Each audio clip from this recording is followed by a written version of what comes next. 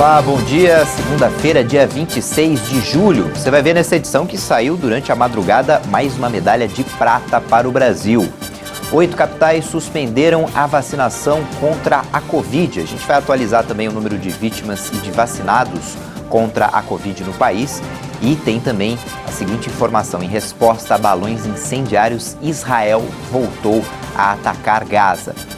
Mas vamos começar falando dos Jogos Olímpicos em Tóquio. Raíssa Leal conquistou a segunda medalha do Brasil no skate, esporte que está estreando nos Jogos. E ela ainda bateu o recorde da mais jovem medalhista do país. No sábado, o Kelvin ficou com a prata no masculino. Aos 13 anos e 203 dias, além de ser a atleta mais jovem do Brasil em uma edição dos Jogos, Raíssa Leal se tornou a representante mais nova do país a ganhar uma medalha. A menina também é a terceira medalhista mais jovem da história. A brasileira terminou atrás apenas da skatista do Japão, Momiji Nishia, da mesma idade, vencedora do ouro no complexo Ariake. A também japonesa Fura Nakayama completou o pódio, ficando com o bronze. Na classificação final, Momiji somou 15,26 pontos e a maranhense 14,64. Na véspera, o Brasil já tinha conquistado a prata no masculino com Kelvin Hoffler. O skate é um dos 5 esportes que estreiam nessa edição dos Jogos Olímpicos, ao lado de surf, escalada, karatê e beisebol. 2 modalidades estão no programa: Street, que consiste em fazer manobras numa pista com elementos do mobiliário urbano encontrados nas ruas, como corrimãos, lombadas, rampas ou escadas. Já no Park, as manobras são realizadas em bowls, grandes bacias de concreto que podem ter até 3 metros de profundidade. No surf, Gabriel Medina e o Ítalo Ferreira passaram de fase e aumentaram as esperanças de mais medalhas para o Brasil. O brasileiro Gabriel Medina está nas quartas de final do surf masculino nas Olimpíadas de Tóquio. O bicampeão mundial superou nas oitavas de final o australiano Julian Wilson nesta segunda-feira na praia de Tsurigasaki, a 64 quilômetros da capital japonesa. Ele vai encarar por uma vaga nas semifinais o representante da França, o taitiano Michel Bourret. Um pouco mais tarde, foi a vez de Ítalo Ferreira fazer bonito na sua bateria. O surfista venceu o neozelandês Billy Sterment por 14,54 a 9,67. No feminino, Silvana Lima derrotou por 12,17 a 7,50 a portuguesa Teresa Bonvalot, que vai enfrentar a americana Carissa Moore, 4 vezes campeã do circuito mundial. Já a gaúcha Tatiana Weston Webb não conseguiu passar pela japonesa Amuro Suzuki e foi eliminada nas oitavas. As quartas de final do surf começam a ser disputadas às 7 horas de terça no Japão, 7 da noite desta segunda pelo horário de Brasília.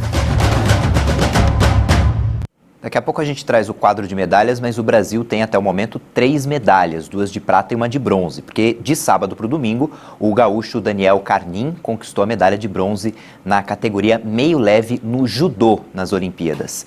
Ele derrotou o israelense Baruch Shimailov com um vazare na disputa pelo 3º lugar. Na cronologia, foi a segunda medalha do Brasil em Tóquio, porque a prata no skate tinha saído algumas horas antes. A vacinação com a primeira dose contra a Covid-19 está suspensa em 8 capitais.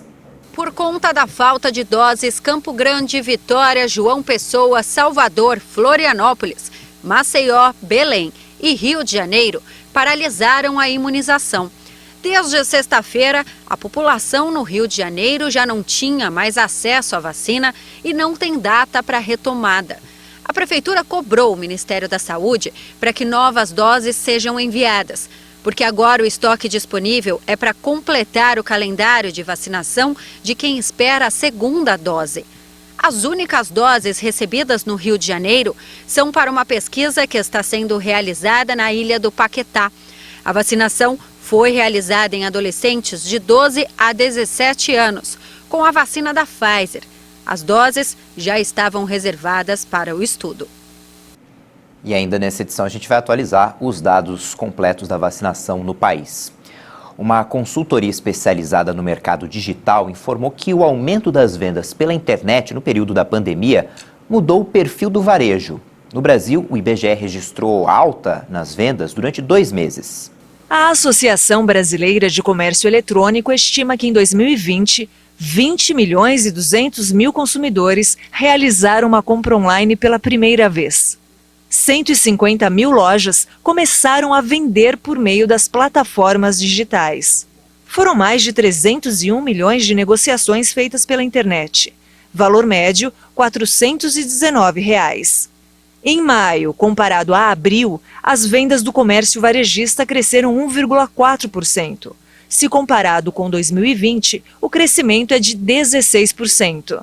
Com desempenho melhor e de acordo com o IBGE, o varejo brasileiro está em um nível 3,9% acima de antes da pandemia. É um crescimento muito expressivo. É claro que as ferramentas também viram isso acontecer, né? Quando eu falo ferramentas, as plataformas que viabilizam a venda online, né? Mas o principal motivador aí, na minha visão disso, está de fato pessoas, né? Acho que isso que é a parte mais interessante da história. Foi uma mobilização, né? Aquele empreendedor, aquele dono do negócio, aquele microempreendedor mesmo que se viu num beco sem saída, não tinha mais um balcão, não tinha mais uma cadeira, um local para conversar com o teu cliente, para vender o produto, e ele realmente passou instantaneamente a trabalhar com a venda online. Isso mostra a nossa capacidade de reação, a velocidade que o nosso mercado, que o brasileiro tem de fato de se adaptar num contexto tão fora da nossa normalidade, né? E muito se deve às vendas online. De acordo com a Câmara Brasileira de Economia Digital, o aumento representou 73% de expansão, 11% das vendas do varejo. A Thay é microempreendedora. Também olhou para a pandemia como um fardo a ser carregado, mas já se orgulha de si mesma. Só que depois da pandemia eu senti a obrigação praticamente para permanecer com o meu negócio aberto, de ir para o online mesmo. Eu gosto de me comunicar. Infelizmente, eu fiquei muito tempo assim, sem poder falar com ninguém pessoalmente, a gente não pôde se ver, a gente não pôde ver os clientes que a gente tanto gosta. Então, eu falei, eu não posso perder esse contato, né? Nem que for online, eu tenho que continuar tendo contato com eles. E foi muito bacana, eu tenho tido bastante retorno bom, assim, as minhas clientes tá gostando, falando continua, pode postar que a gente tá achando bacana seu conteúdo. Então, assim, tá me motivando bastante a prosseguir. Ruas de comércio especializado registram um movimento tímido. Poucas pessoas carregando sacolas. E é hora do presencial e online. Juntos. Um recomeço. Eu achei isso incrível, porque eu, como não comprei quase nenhuma roupa online, eu adorei reviver essa situação de colocar uma roupa e, tipo, ver se eu gosto ou não. É muito legal, eu adorei. Acaba sendo mais prático, né? Porque você consegue ver se cai bem no corpo, né? Então, é muito bom. Aí vem todo mundo, vem a trupe comprar, aí é bom. Eu também fiz bastante compra online, até demais. Mas eu acho bem mais fácil também, porque a gente leva muito tempo, né, no transporte e tudo mais, eu que não tenho carro, então é bem mais prático por esse motivo. Hoje a gente fala que não existe mais o online sem o físico, nem o físico sem o online. Então os dois se complementam. As vendas online, WhatsApp, Instagram, rede social, pessoas que não conhecem a gente, que está em outro estado, então consegue comprar com a gente, mesmo não estando aqui presente na loja física. É esperado, sim, um crescimento bem vertiginoso ainda até o final desse ano aqui. A gente espera 2022 também. E aí sim a gente pode pensar em novas tecnologias vindo para daí sim entrar num processo mais de consolidação. Mas a gente entende que nos próximos 1 a 2 anos aí é crescimento ainda, sem dúvida.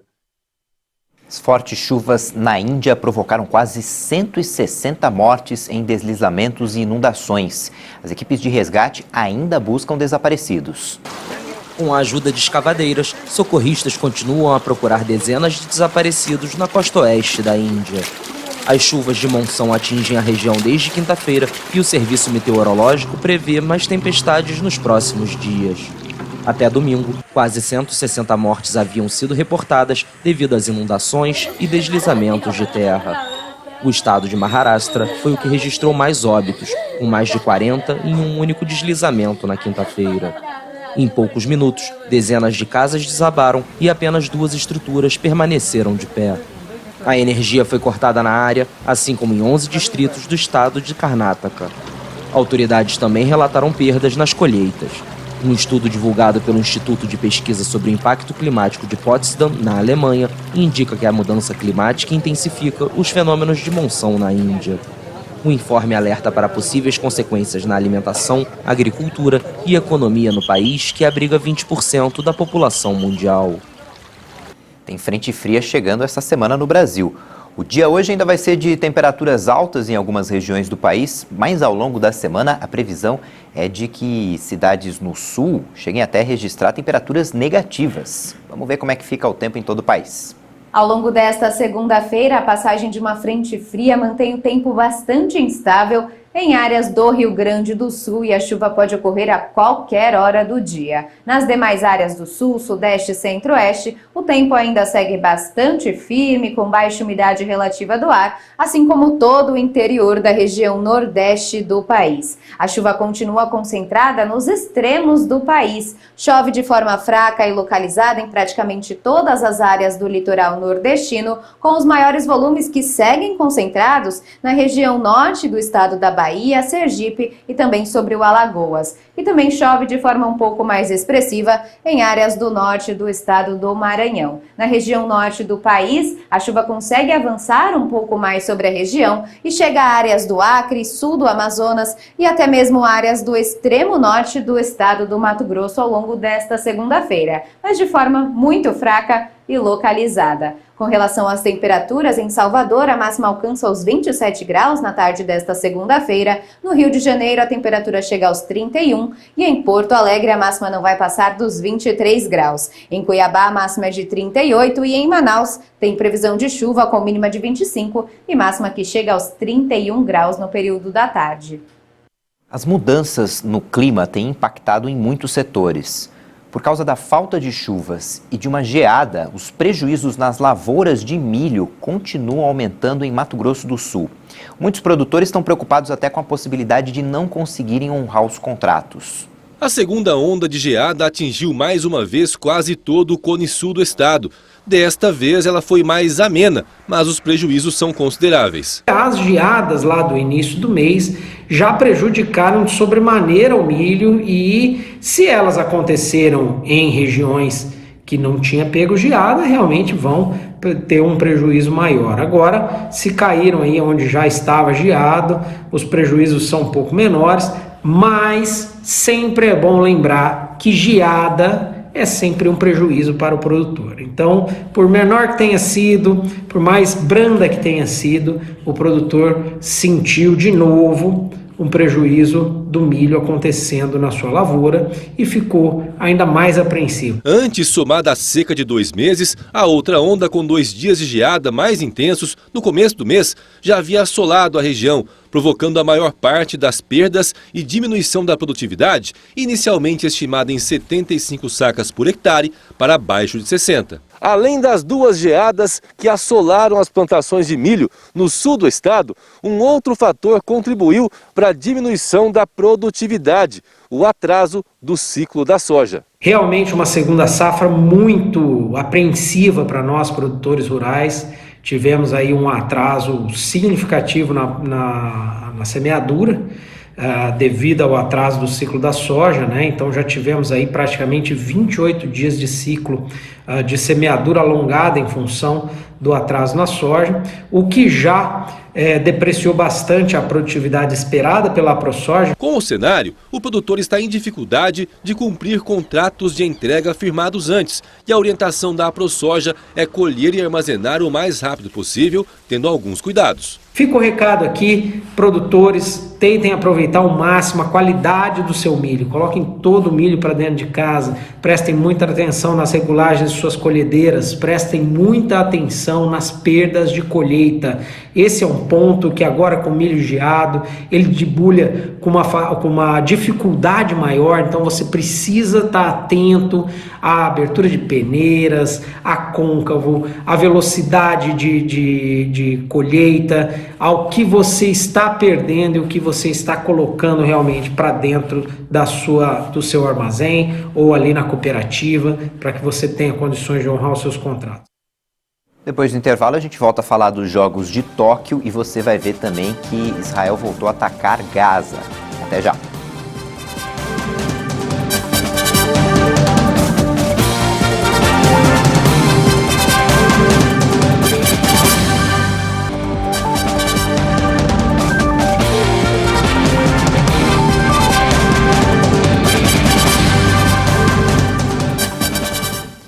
média móvel de óbitos por Covid no Brasil ficou em 1.105. 6 estados registraram alta nas mortes pela doença. O Brasil registrou mais 476 mortes por Covid-19 neste domingo, e o total de vítimas se aproxima de 550 mil. Até agora são 549.924 óbitos pela doença. Segundo o Ministério da Saúde, também foram confirmados mais 18.129 novos casos em 24 horas. Desde o início da crise sanitária, já são 19.688.000 diagnósticos pelo coronavírus. A média de mortes por Covid-19 em 7 dias foi de 1.101 vítimas diárias, a menor desde o dia 23 de fevereiro. Em comparação com a média de 14 dias atrás, a variação foi de menos 15% e aponta tendência de estabilidade. De acordo com os números oficiais, a média diária de novos casos está em 44.584.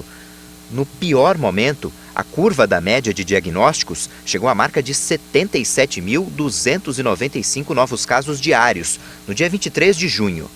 No mapa da Covid por regiões, podemos verificar que hoje 6 estados apresentaram alta nas mortes: Acre, Amazonas, Goiás, Pará, Pernambuco e Piauí. Em estabilidade estão 8 unidades da Federação: Distrito Federal, Espírito Santo, Mato Grosso do Sul, Minas Gerais, Rio de Janeiro, Roraima e São Paulo. Em queda hoje estão 13 estados: Alagoas, Amapá, Bahia, Ceará, Maranhão, Paraíba, Paraná, Rio Grande do Norte, Rio Grande do Sul, Rondônia, Santa Catarina, Sergipe e Tocantins. O Brasil já aplicou mais de 133.139.000 doses de vacinas até agora. Em um dia foram aplicadas mais de 430 mil doses. Vamos para o balanço do Ministério da Saúde e das Secretarias Estaduais de Saúde. Já são mais de 95 milhões e meio de brasileiros que tomaram pelo menos a primeira dose. Isso equivale a 45,3% da população. Mais de 37 milhões e 583 mil pessoas, 17,75%, já foram totalmente imunizadas. Os estados que mais vacinaram a população continuam sendo São Paulo, Rio Grande do Sul e Mato Grosso do Sul, que, aliás, é o estado com a maior parcela da população completamente imunizada. Israel realizou ataques aéreos na faixa de Gaza em resposta ao lançamento de balões incendiários. Até o momento, não há relatos de feridos de nenhum dos lados. Os ataques tiveram como alvo uma área aberta em um local de treinamento do movimento islâmico Hamas, em Khan Yunis. A operação ocorreu após o Estado judaico reduzir pela metade a zona de pesca autorizada ao longo da faixa de Gaza. De acordo com o governo israelense, a decisão foi tomada diante do lançamento contínuo de balões incendiários. Mais cedo, bombeiros israelenses disseram que apagaram incêndios em 3 pontos na região de Eshkol, perto da fronteira. Os balões são dispositivos simples feitos para iniciar incêndios em áreas agrícolas próximas ao enclave palestino. Em maio, Israel lançou centenas de ataques aéreos contra Gaza e os palestinos dispararam milhares de foguetes contra Israel em um conflito que durou 11 dias. A prévia da inflação oficial registrou a maior alta para os meses de julho em 17 anos. O aumento foi puxado pelas contas de luz. O Índice Nacional de Preços ao Consumidor Amplo, 15, que mede a prévia da inflação oficial, registrou inflação de 0,72% em julho. Essa foi a maior variação do IPCA 15 para o mês de julho desde 2004. O índice já acumula alta de 4,88% nos preços ao longo de 2021. E nos últimos 12 meses, o IPCA 15 subiu 8,59%, patamar que mantém o índice acima do teto da meta estabelecida para a inflação neste ano. Segundo o IBGE, o aumento da inflação foi impulsionado pela alta no preço das contas de luz. Com a entrada em vigor da bandeira tarifária vermelha Patamar 2, a cobrança passou para R$ 9,00 a cada 100 kWh consumidos. A variação puxou o reajuste do grupo Habitação, que também registrou aumentos nos preços do gás de cozinha. A segunda maior contribuição para o salto dos preços partiu dos transportes, resultado puxado principalmente pela valorização das passagens aéreas. Os itens que fazem parte dos alimentos e bebidas também subiram em julho. Contribuíram para essa aceleração principalmente as altas do leite longa-vida e do frango em pedaços. A gente volta a falar da Olimpíada de Tóquio. Na ginástica artística, a Rebeca Andrade avançou para 3 finais: salto, solo e no individual geral. Ela ficou atrás apenas da norte-americana Simone Biles, que é a principal estrela da ginástica e favorita ao ouro. A outra brasileira também se classificou, mas para uma decisão, a Flávia Saraiva. Ela conseguiu ficar com a 8ª e última vaga na trave. Na apresentação do solo, ela machucou o tornozelo direito e preferiu desistir das provas do salto e das barras assimétricas. Os Estados Unidos lideram, como já é tradição, o quadro de medalhas em Tóquio. Até o momento, são 14 medalhas para os americanos, 7 de ouro, 3 de prata e 4 de bronze. Na segunda posição aparece a China, que tem 6 de ouro, 3 de prata e 6 de bronze. O Japão também tem 6 medalhas de ouro, país sede, 1 de prata e 3 de bronze. A Grã-Bretanha tem 3 medalhas de ouro, 2 de prata e 1 de bronze, 6 no total. E o Brasil ocupa a 22ª posição com 2 de prata e 1 medalha de bronze. No Campeonato Brasileiro, o Flamengo aplicou uma goleada sobre o São Paulo por 5-1 lá no Maracanã e colocou fim a um jejum de vitórias sobre o rival. Já eram quase 4 anos sem o Flamengo vencer o São Paulo. O destaque da partida foi o Bruno Henrique, que fez 3 gols. Com esse resultado, o Flamengo ficou na 6ª posição, tem 21 pontos, 10 a menos do que o Palmeiras, que é o líder, e o São Paulo voltou para a zona de rebaixamento. Em Belo Horizonte, o Atlético Mineiro venceu o Bahia por 3-0. O Galo é o vice-líder da competição com 28 pontos, pertinho do Palmeiras. Na Arena Castelão, no Ceará, o Fortaleza venceu o Red Bull Bragantino por 1-0. Esse resultado mantém as duas equipes nas posições em que elas começaram a rodada. O Bragantino, com 24 pontos, é o 4º colocado e o Fortaleza é o 3º com 27 pontos. Detalhe que o Bragantino era o último invicto do Brasileirão. Jogando dentro de casa, o Santos foi derrotado pelo Atlético Goianiense por 1-0.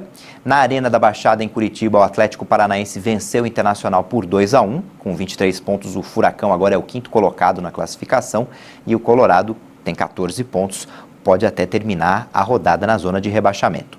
E em Recife, o Sport e o Ceará ficaram no 0-0. Essa edição fica por aqui, 10 da manhã no horário de Brasília tem outras informações e você pode rever as nossas reportagens no YouTube.